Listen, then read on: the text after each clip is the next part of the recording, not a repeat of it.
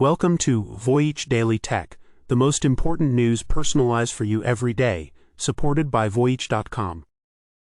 After listening to today's news, you'll know first, Meta's $70 billion pivot to proprietary AI Avocado scraps Llama, sparking an internal crisis and executive exodus. We'll analyze why this abrupt strategy reversal is a turning point and how it could affect Meta's competitive dynamics in the AI race. Second, US allows Nvidia H200 sales to China with a 25% tariff, but Huawei's comparable chips challenge the strategy. So we'll discuss why this policy shift matters and what it means for the global semiconductor supply chain and US-China tech competition. Third, Waymo's 450,000 weekly paid rides and 100 million driverless miles signal a dominant lead over Tesla in the autonomy race. We'll examine how this safety and scaling milestone could transform urban transportation policy and reshape the competitive landscape for self-driving vehicles.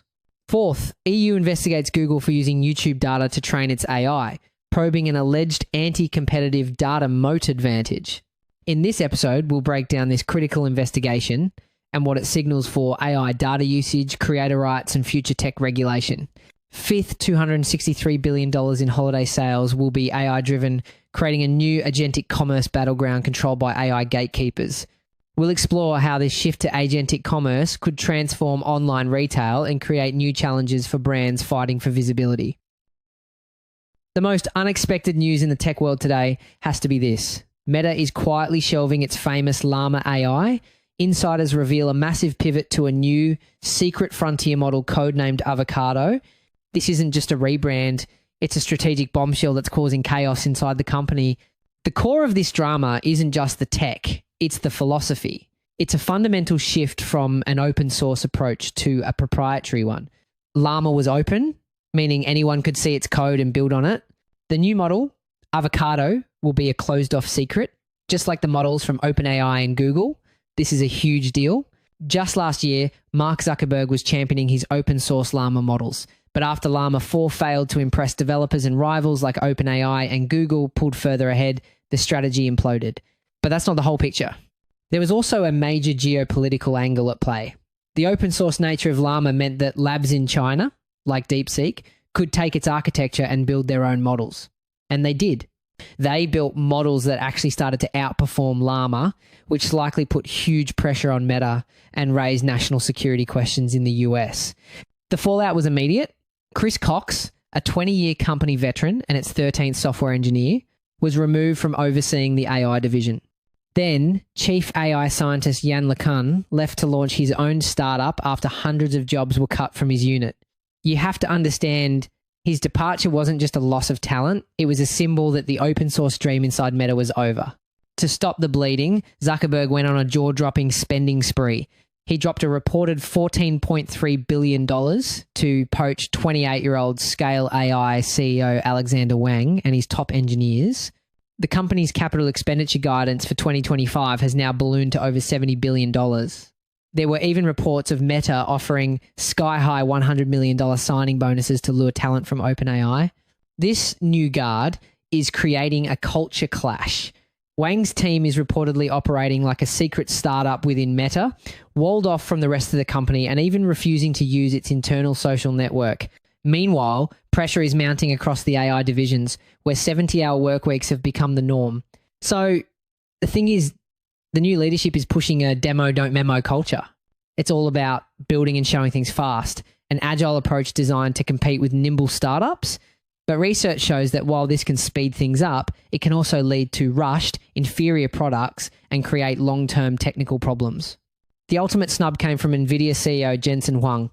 When listing the major AI models his chips power, he named OpenAI, Anthropic, xAI, and Google's Gemini. He never mentioned Llama. And believe it or not, in the world of AI, that's like the king of the entire kingdom publicly declaring you're no longer part of the royal court. Now, all eyes are on Avocado. Zuckerberg has handed the keys to a new team and bet billions on a proprietary model, a complete reversal of his previous strategy. This isn't just a pivot, it's a high-stakes gamble to reclaim relevance in an AI race. Meta appears to be losing. Meta's massive spending spree highlights just how critical the underlying hardware is in this AI arms race. And speaking of hardware, the biggest player in that space, Nvidia, is at the center of another high-stakes drama involving the US and China. The US government just gave Nvidia the green light to sell its most advanced AI chips to China, but with a twist that fundamentally changes the game. Washington gets a 25% cut of every single sale. After years of outright bans and tit-for-tat restrictions, this latest development signals a pivot. Instead of a hard stop, it's a toll road. This decision brings both potential profit for the US and comes with inherent risks for its long-term strategy. The goal seems to be twofold: slow China down by making the best tech more expensive, while also profiting from their undeniable need for it. This is a massive reversal after the US effectively banned Nvidia from selling any semiconductors to China. We also noted earlier reports that Beijing was moving to block Nvidia imports to carve out a protected lane for domestic players. So even with Washington's green light, the bigger question may be whether Beijing flashes yellow. But just as the door swings open for one of the most powerful chips on the market, the H200, the real question is whether Beijing will even let its companies buy it. And this isn't just speculation. Nvidia's own CEO, Jensen Huang, dropped an absolute bombshell, admitting that Chinese rival Huawei's AI chips are now probably comparable to his own top-tier H200. He even stated that if Nvidia were banned, Huawei would have China's chip needs covered. Remember, we've said before that in the West, rivals often practice co-opetition by leaning on Nvidia's stack. In China, that door is largely shut, which only deepens the incentive to back domestic champions.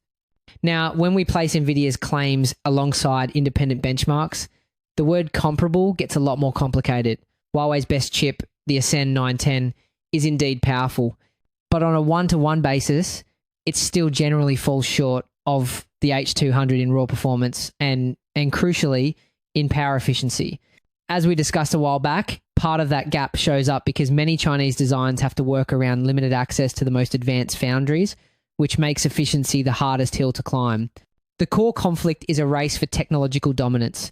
China has been on a relentless drive to wean itself off American technology. As one analyst put it bluntly, for Beijing, the strategic train has already left the station. The fear is that getting locked into American chips is a liability with a hanging sword of political uncertainty. What really solidifies Nvidia's position, though, isn't just the hardware. The real unseen barrier is its software ecosystem, CUDA. It's the platform that over 2.5 million developers use to build AI applications. For a Chinese company to switch to a domestic alternative like Huawei's can, they would have to rewrite massive amounts of code and retrain their entire workforce. That's a huge, expensive risk.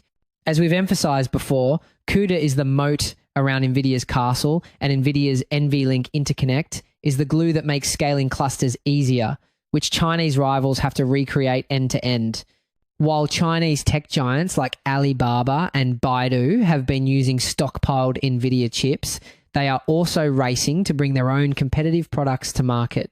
They're developing a hybrid strategy, using their own in-house chips for less demanding tasks, while still relying on Nvidia for the heavy-duty training of their most advanced AI models. That hybrid approach buys time for domestic software stacks to mature without giving up top-tier results today. Still, the H200 is a tempting prize. It's far more advanced than anything previously on the table, and China's domestic alternatives still lag in performance and power efficiency. The gap between Nvidia and its Chinese rivals is, for now, still quite wide. So how is China planning to close that gap? One strategy seems to be a brute force approach. Instead of one super efficient Nvidia chip, they plan to use massive clusters of their own less efficient domestic chips. For example, a recent Huawei system used 384 of their chips to beat a comparable Nvidia system on raw power, but it used nearly 4 times the electricity to do it. They are trying to make up for a performance gap with sheer scale, a strategy that comes at a staggering energy cost. This high-stakes tech drama has even caught political attention, with reports that Donald Trump said Chinese leader Xi Jinping responded positively to the deal. The end game, however, is clear. Even if Chinese firms buy Nvidia's chips today, the long-term trajectory is set. China's self-reliance strategy won't change. This window for Nvidia to sell its best tech to China is open now, but it won't be open forever.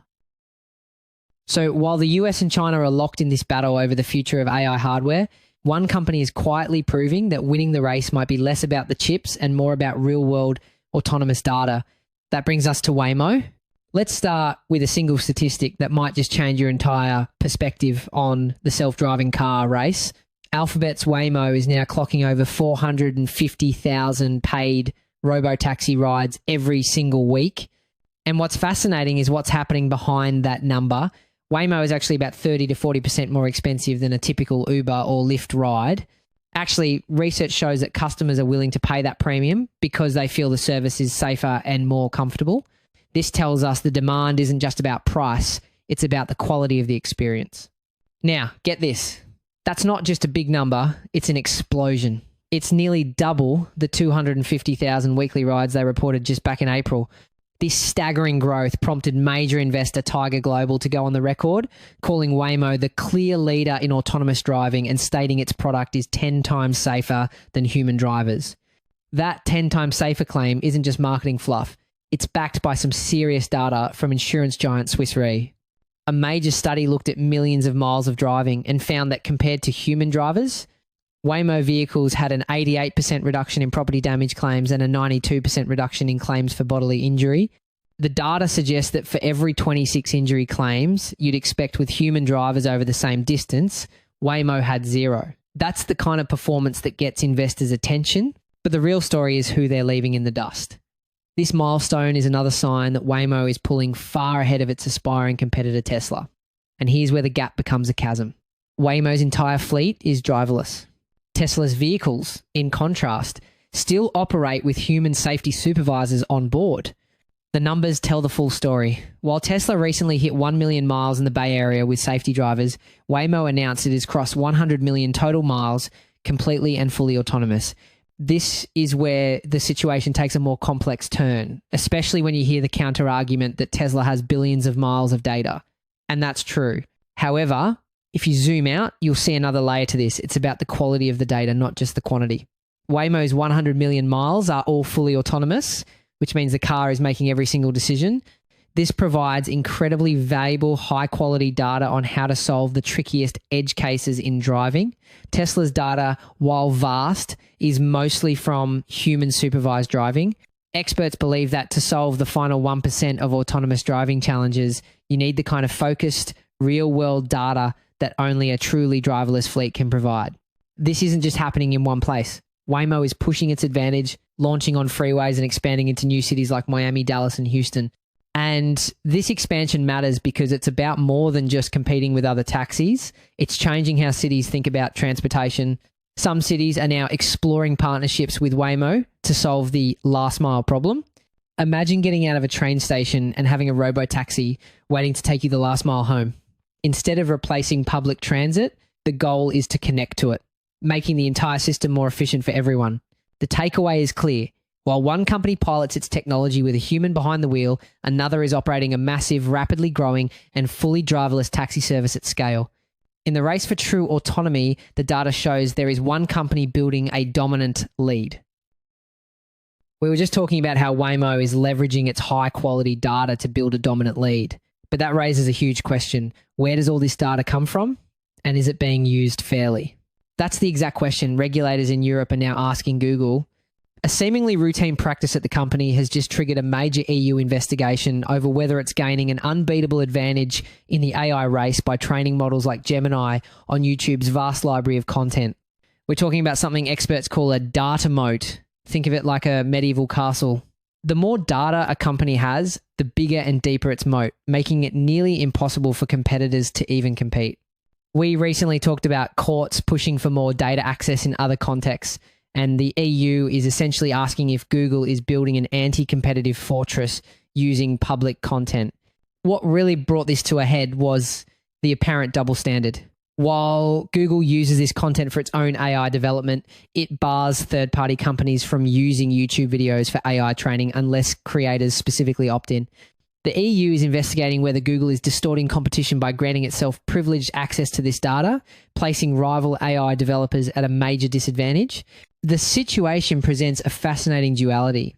On one side, creators get a massive platform, but on the other, they're arguably being forced into what some legal experts call coerced consent. To use the platform, creators have no choice but to agree to broad terms that allow their data to be used for training generative AI models.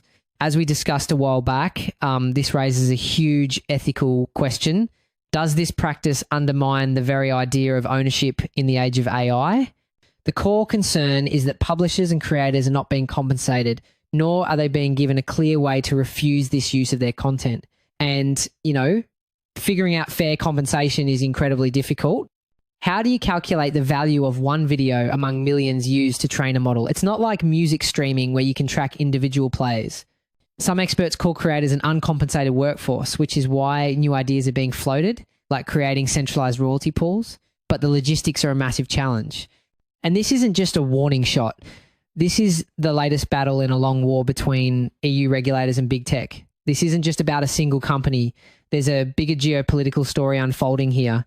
Some see the EU's aggressive stance as a legitimate effort to enforce fair competition, but others, including some US officials, view it as a form of regulatory protectionism, an attempt to hamstring US tech dominance to help Europe build its own sovereign AI ecosystem.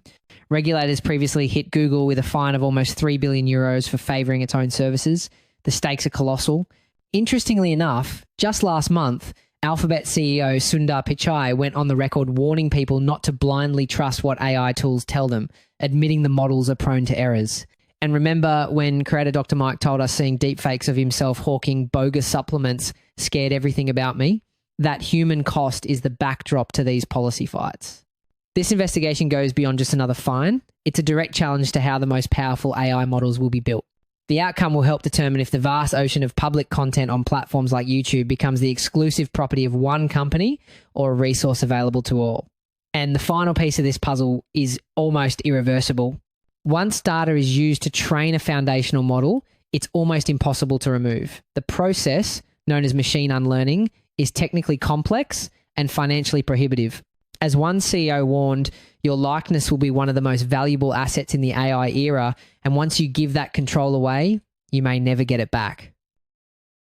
After all that debate about how AI gets trained, let's look at how it's being put to work in the real world. Specifically, how it's about to change the way you shop for the holidays. The story begins with a projection that caught everyone by surprise. AI is set to drive a staggering $263 billion in global holiday sales. That's 21% of all holiday orders, and it's happening because the entire shopping experience is being upended. This isn't just about asking a chatbot for gift ideas anymore. The game has completely changed. We're moving into an era of what experts call agentic commerce. This is where the AI doesn't just give you ideas, it anticipates your needs and acts on your behalf, turning a simple conversation into a completed purchase. We previously talked about tools like Walmart's Sparky and Amazon's Rufus helping you search. Agentic commerce goes a step further. It executes. Major retailers are now letting you shop and buy products without ever leaving the AI chat. OpenAI has already announced partnerships with giants like Walmart, Target, Etsy, and Shopify to list their products directly on the service. Customers can now plan meals or discover new products just by chatting. A few days ago, we mentioned how AI influenced sales on Black Friday. Now, those influences are turning into end-to-end transactions inside the chat. The goal here is to create an incredibly seamless or frictionless shopping experience. For example, with Walmart's instant checkout, you can go from talking about dinner ingredients to having them in your virtual cart and paid for in seconds. But that frictionless process brings both convenience and comes with the inherent risk of amplifying impulsive buying.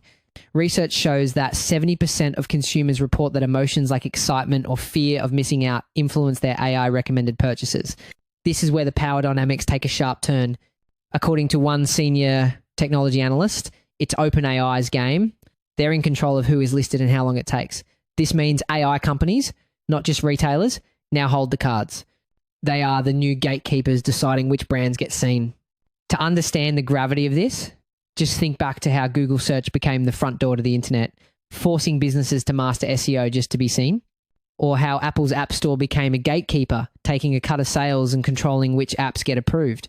OpenAI is now positioning itself as the new front door to commerce, but through conversation.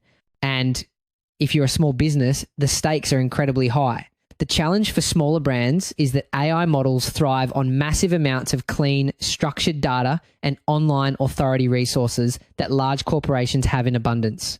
This makes smaller brands nearly invisible to the AI, This is leading to a new field called large model optimization, or LMO, where businesses are now scrambling to make their content AI preferred just to have a chance at being recommended.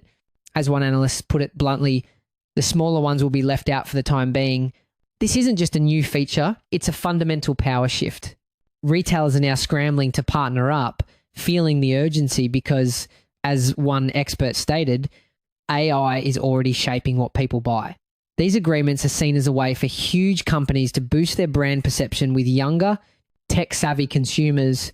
And there's another hidden danger here: AI hallucinations. That's when the AI confidently makes things up. In e-commerce, this could mean recommending a product with fake features, or worse, directing you to a scam. This raises a huge legal question. If an AI chatbot misleads you, who is liable? The AI company, the retailer, or you? The Federal Trade Commission is already taking action against deceptive AI, showing that they intend to hold businesses accountable for what their chatbots say. So while shoppers are discovering unique products from niche retailers they never would have found otherwise, a new class of corporate gatekeeper is emerging. The fight for holiday spending is no longer just on store shelves or websites. It's now being fought inside the AI, with the AI companies themselves deciding who wins. That's it for today on Voyage Daily Tech. Follow, share, and stay tuned for daily updates coming your way tomorrow.